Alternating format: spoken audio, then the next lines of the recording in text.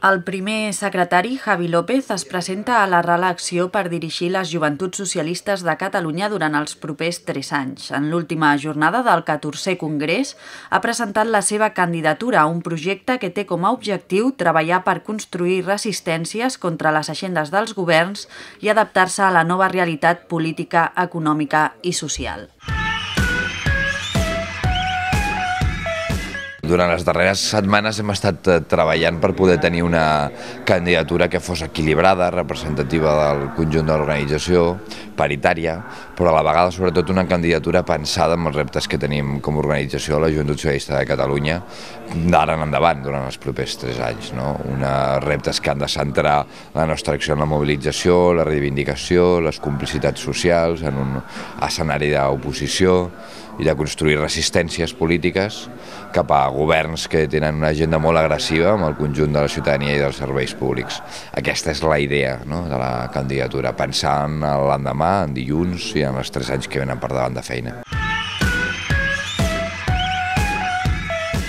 El que crec i creiem en gran mesura en el conjunt del Congrés és que han canviat molt les coses durant els darrers 3 anys, molt. Hi ha hagut canvis de colors en els governs, hi ha hagut un descens del recolzament electoral al projecte polític del qual participem, la crisi econòmica ha agreujat greument la situació, especialment l'atur i l'atur de la gent que afecta a la gent més jove, El primer problema que tenim ara és el del mercat laboral, quan abans el teníem de la vivenda.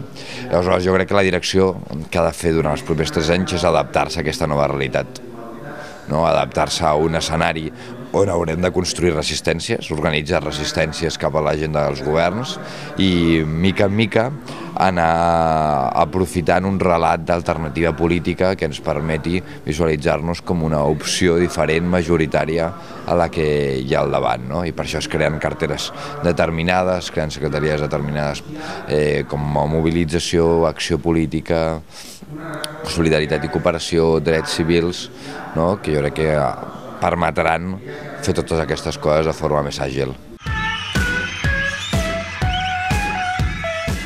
Si diem, el centre de la nostra acció ha de ser la reivindicació i l'activisme. Una de les frases que hem anat utilitzant durant aquest procés precongressual és haurem d'intentar passar de fer actes a fer activisme, que són coses prou diferents, però coses concretes que hem de fer. Per construir resistència, sobretot el que ens val és tenir trinxeres, polítiques en espais determinats, en temes determinats.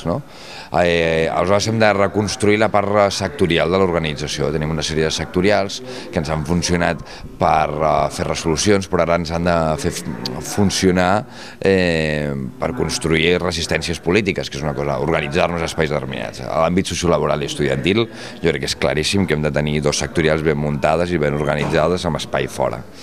Per una banda. En segon lloc, hem de ser capaços de visualitzar més la nostra presència a les reivindicacions i a la mobilització, i per això hem de tenir un tot de seguit de material per visualitzar-nos. Hem dit, hem de ser capaços de tenir el kit del manifestant a la Joventut Socialista de Catalunya durant els propers anys. 3. Si abans vertebràvem la nostra feina mitjançant campanyes electorals o mitjançant treball d'estructura interna, ara, en 2 anys i mig de per davant, sense campanyes electorals i en tota aquesta feina a fer fora, creiem que la millor forma de vertebrar l'organització és amb temes i amb campanyes concretes. Cada 6 mesos agafar un tema i que el conjunt de l'estructura, l'executiva nacional, les direccions de les federacions, les direccions de les agrupacions vagin repicant el missatge que s'ha decidit entre tots i es puguin fer xerrades, àmbits, actes, concerts sobre una qüestió. Per exemple, podríem estar tractant durant 6 mesos el problema de l'extrema dreta, 6 mesos el problema de l'atur juvenil, el medi ambient, donar-li una mica el cop al cap. I per últim, ens interessa molt reobrir un àmbit a la Fundació lligada al partit o buscar un àmbit similar que encara mantingui un debat de pensament, que aprofiti la gent que ha marxat de la Joventut Socialista de Catalunya durant aquest congrés i a la vegada pugui editar algunes publicacions, alguns materials. Aquests són els reptes que tenim per endavant. Esperem que l'equip que hem fet ha estat pensat per fer front a tots aquests reptes.